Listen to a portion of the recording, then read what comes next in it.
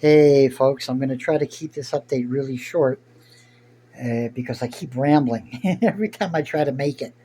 This is about my 20th attempt. I tend to get talky. Moving along as quickly as possible. I decided to take down the ferns and just go with a wall of rubber plants, and we'll see how this develops over time. I have another planter I'm putting together, and between the new planter and this one already here, they're both going to be clusters of plants. We should do fairly well with creating a nice, dense bit of growth here to visually block the other room,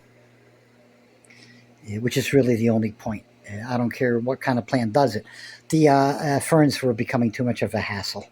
Wrong area to put them in because of air movement, way too much. One day they crisp, one day they get flooded, one day they crisp as temperature changes in the weather, and the furnace coming on, then the furnace going off for a few days, then the furnace coming on, then going off for a week, then coming on again. Yeah, enough. I'm sick and tired of sweeping up and vacuuming up fronds and needles, and yeah, not for me. So they're getting moved to a couple other locations. One of them I'm trashing because I need the pot.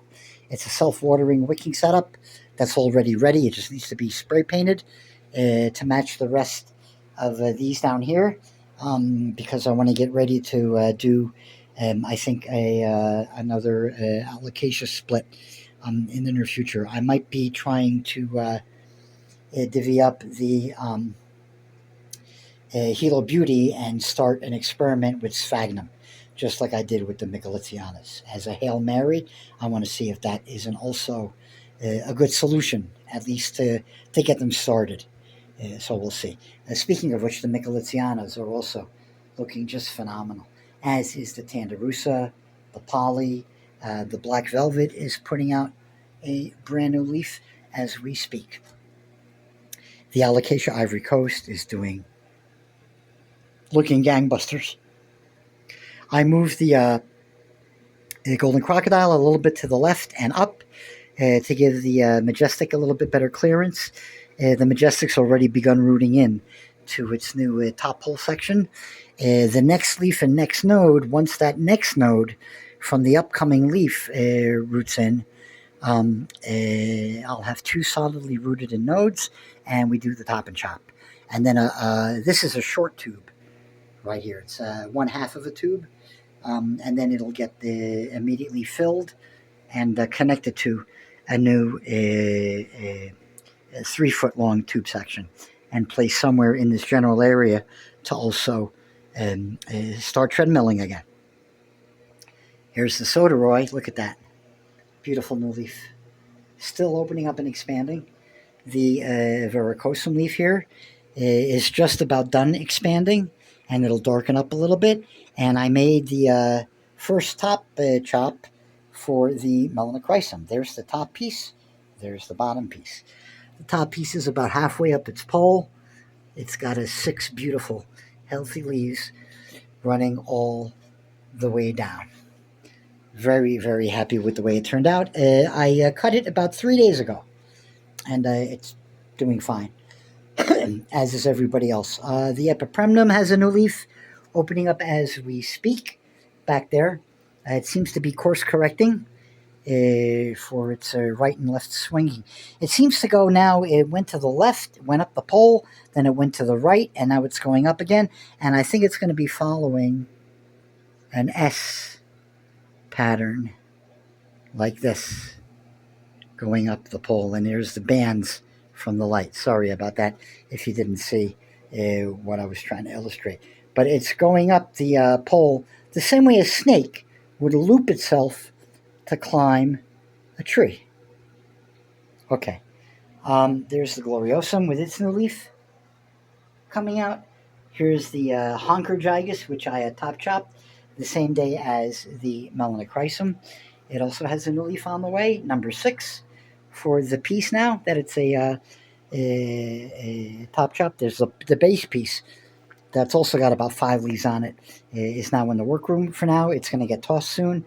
Here's the Gigas that was taken from where the melanochrysum is now sitting, and it's going to get treadmilled probably tomorrow, I want to say. right after the next spraying. This one here, this is sentimentally kept triple vine, is going to get chucked. I need the pole to do that gigas. So, yeah. And it's going to get a full sphagnum moss replacement so that the new piece, as it roots in, won't have to deal with any potential over fertilizing issues in the existing media of the tube it's going to grow into. For the neon, it was already too late for me to separate it and empty the sphagnum because it's already grabbed the base of the pole with its grabby roots. So I'm just giving the top pole proper flushings too, which will continue after the top and chop. And there, my lights have already started to go. So it's coming on very close to 8 o'clock. It must be something like close to 5 minutes to 8. And the rest of these lights are going to be coming off, shutting off in short order.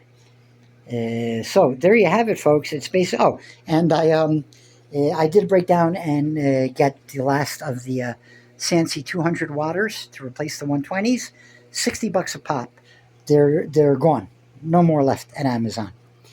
And I'm done with Sansi. Those are the last Sansi bulbs I'll ever buy again. And from now on, it's just bad mouthing that company at every opportunity that I get. And it wasn't just because of this. I've had issues with this company before. And overall, yeah, not impressed. They need to be called out for their shit, and I'll be more than happy to be the person who does it. I'm also going to be preparing a couple of rant videos about misting and wiping leaves. And I'll tell you right now, folks, if you do it, if you mist your plants, if you wipe your leaves, don't. You're literally, physically damaging and hurting your plants. I'm going to leave it at that for now, but there will be an explanation in detail coming up for your entertainment and plant knowledge edification. Okay, there's light number 2. That's maximum temperature for today. It was 88.